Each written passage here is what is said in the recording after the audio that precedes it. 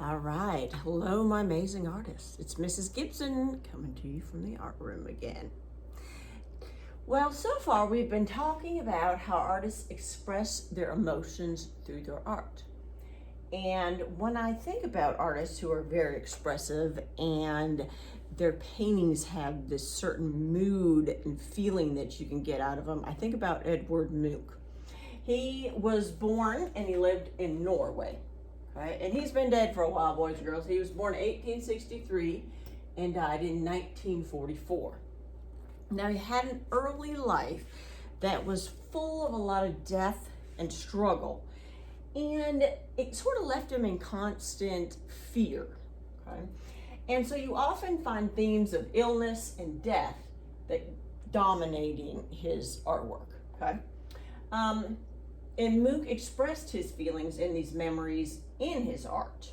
Now here's a couple early examples that I found. And if you look at them,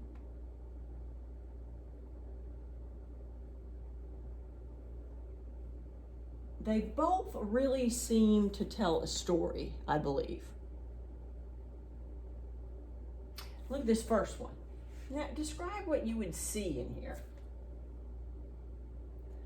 See, kind of like a group of people. Where do you think they are? City? What time of day do you think it is? Look at the colors he used. It's pretty dark, isn't it? All the people are very dark. Look how their faces almost glow because they're so much lighter than the clothing. You've got this kind of ominous sky. And it sort of makes you think about where they're going. Why are they all moving this way, except for maybe this person? How does this picture make you feel?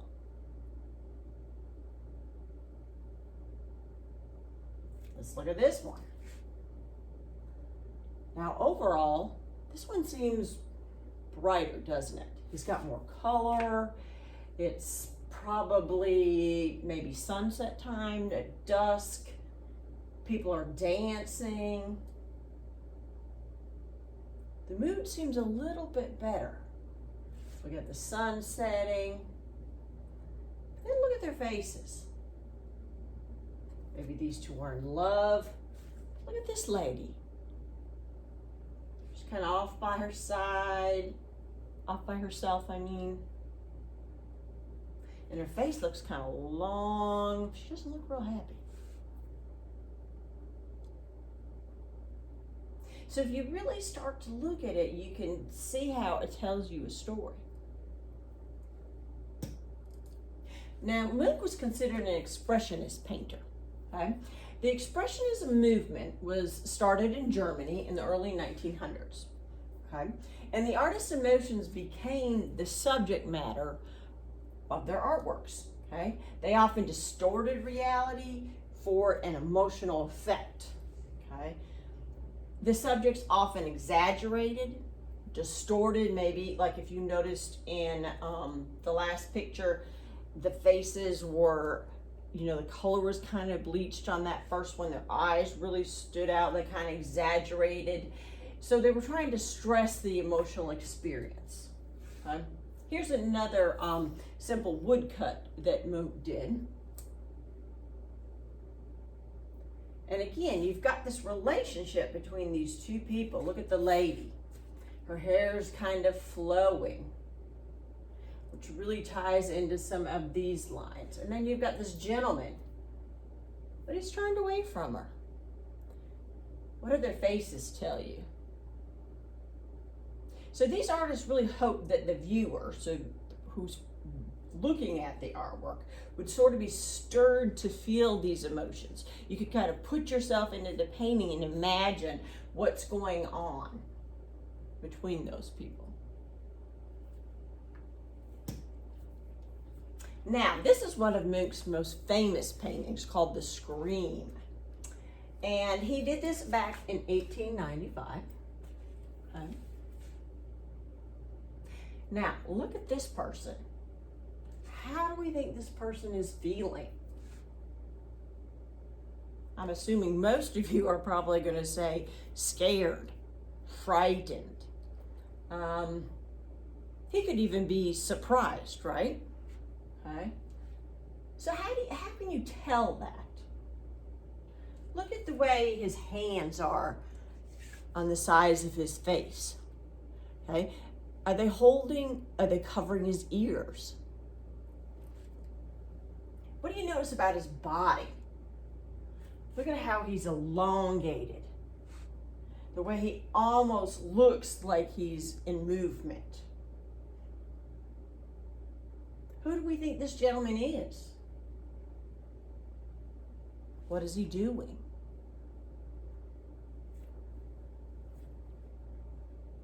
Now, where do we think this gentleman is as far as it's a landscape, right, boys and girls? It's taking place outdoors. Does this look like water to you? He's on some type of maybe a boardwalk or a road that's right next to some water. What do you notice about the sky? What type of day do you think it is again?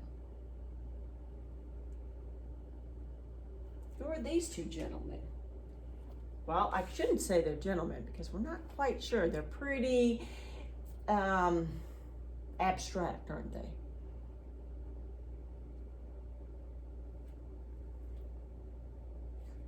How does Munch use his lines? How do they help express this feeling?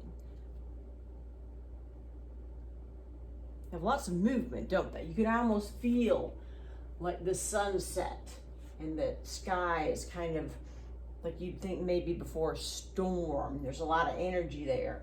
How the water leads our eye up from the sky down towards this gentleman.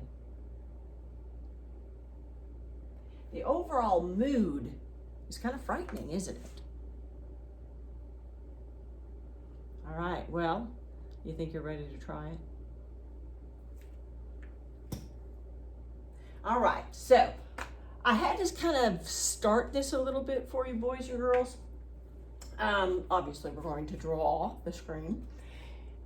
So the first thing that you would do is get your piece of paper, and you're going to need a ruler. Or you could use the edge of a piece of paper, or you could use the edge of a book, okay? So remember how we've talked about space and trying to show realistic space in an artwork? We have to put a vanishing point up here. Remember, that's usually on your horizon line, okay? And we are gonna start with the railing, okay? That's on that boardwalk. So you'd have something to hold that keep you from falling into that water. Okay, so you need your ruler or your side of your book so that you can draw this line. Now notice where it's about a little bit over the middle. Okay, so if you find the middle of your paper on the side there, and you want to come down over here a little bit, a couple inches up from the bottom. And then you're going to have your next line from exact same place. Remember, that's your vanishing point where it looks like the lines all disappear when they get so far away from you. Okay. And then you'll need one more. Notice how it spreads out as it gets closer to you. It's getting a little bigger. That would be the edge of that railing. All right, and then this one, okay, we're going to leave out that a little bit, boys and girls, just to make it so we don't have quite so many lines, okay? All right, so I just copied that. Now you're going to put in these posts. Okay, now it's very important that you keep them parallel, okay, to the side of your paper. If you tilt them, like you can see my pen, it's not going to look right. Okay, you need to keep those lines parallel to the sides of your paper. And 3 is plenty. And you maybe want them to get a little smaller as they get further back.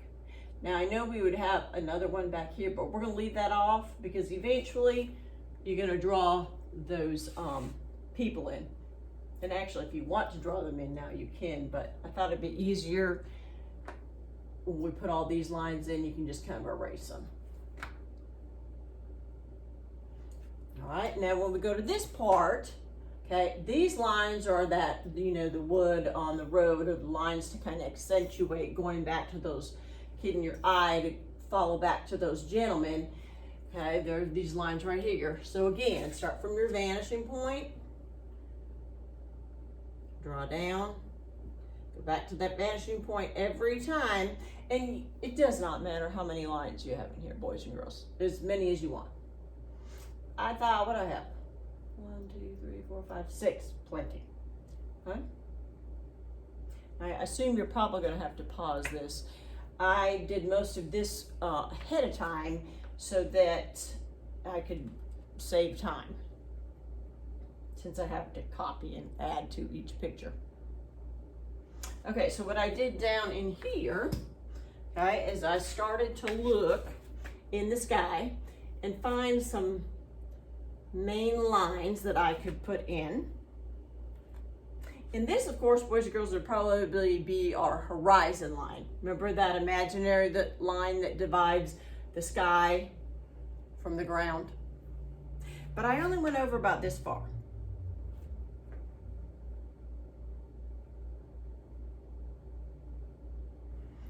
All right, so now I've got this. So now we could add in maybe a little bit of this area.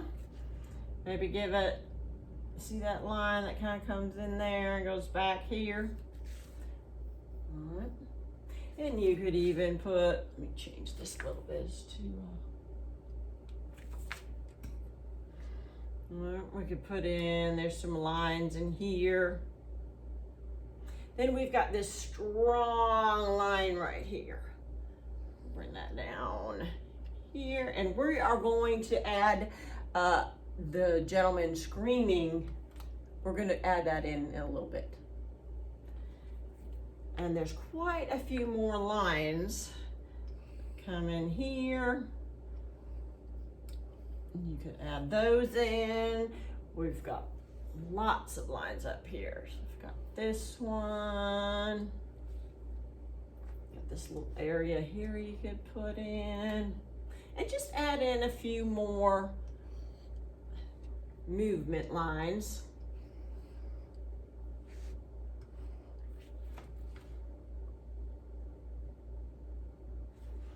Maybe you could get a line in here. There's some lines in there.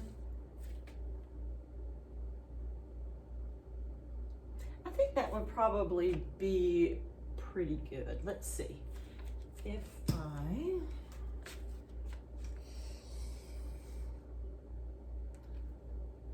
group that together, then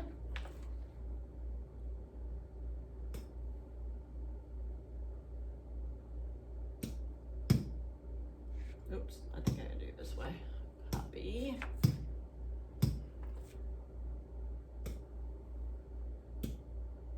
There we go. All right. Now, remember I told you we were gonna add in these gentlemen back here? I think I'm gonna use blue.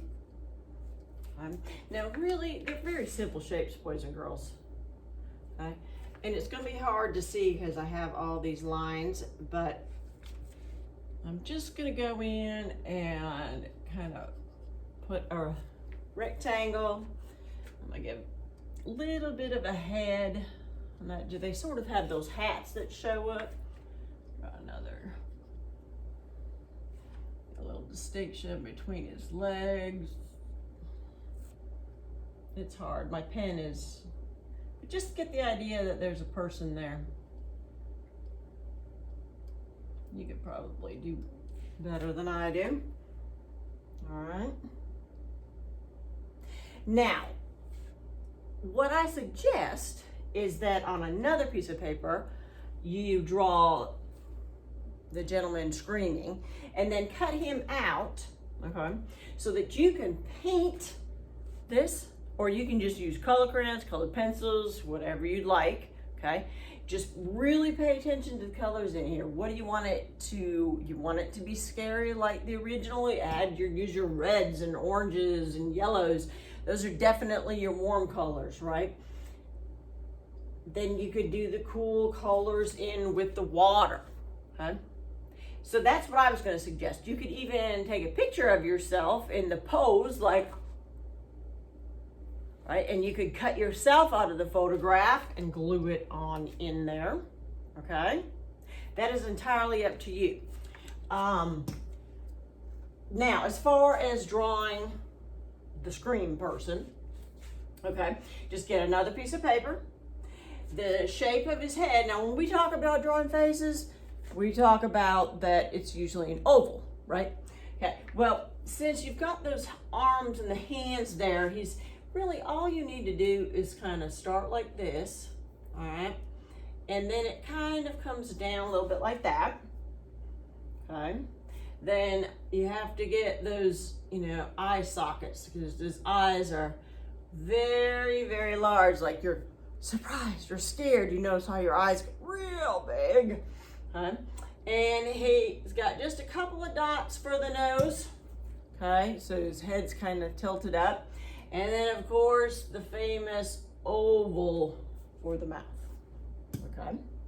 All right, then you want to put in the shape of those arms, okay? So if you notice, when I do it, see how these kind of got the hands, he's not using lots of details. So you just really seeing this long shape, okay? And then this right here would be, oh, I got a phone call. I think I'll just ignore that. This part of the arms.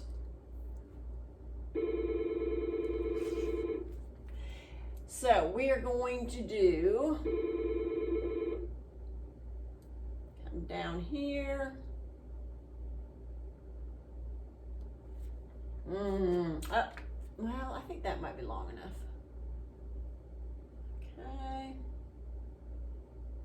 And then if you notice, he's got a little bit of this area. It should be kind of his neck. So we'll kind of add in a rectangle there. All right. Looks really goofy right now, doesn't it? All right.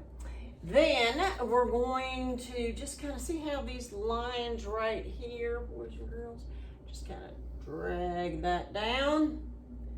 Now I probably have mine a little bit, oh, now that does not look right at all. Okay, mine's probably a little bit too long. I think if I was, I think I might cut it off a little bit. I think I should probably cut it off about there. Okay, then you have to add in kind of like where his shoulder would be and his arm. Okay, all right. And then if you notice, he's got some of these lines again that suggest that movement in that little line in there. He's kind of got his little arms. Looks kind of scary, doesn't he? Okay. Now, I'm sure you can do better than I. Okay. So, think about if this was a story, what would happen next in the story?